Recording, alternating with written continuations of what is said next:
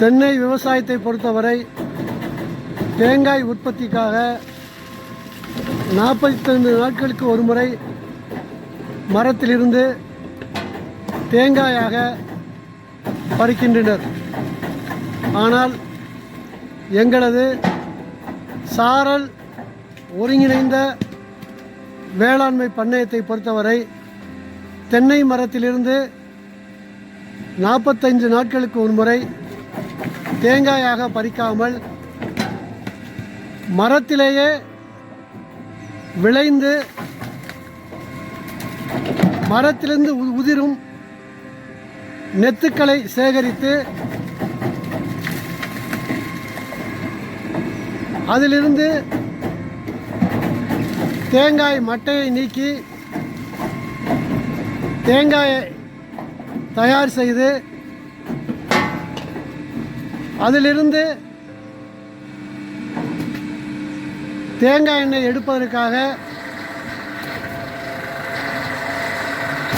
Sulphur போடாமல் இயந்திரம் மூலம் தேங்காயை உடைத்து கொப்பரை தயார் செய்யப்படுகிறது.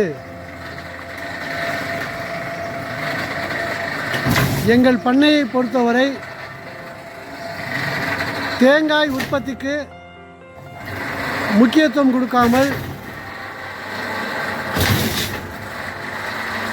கொப்பரை என்று சொல்லக்கூடிய தேங்காய் பருப்பு தயார் செய்வதற்கும் அதிலிருந்து சல்ஃபர் சேர்க்காமல் சோலார் மின் உலர்த்தி கூடாரம் மூலம் பருப்புகளை துளி அளவு கூட ஈரப்பதம் இல்லாமல் சோலார் ட்ரையரில் நன்கு காய வைத்து தேங்காய் எண்ணெய் தயார் செய்யப்படுகிறது.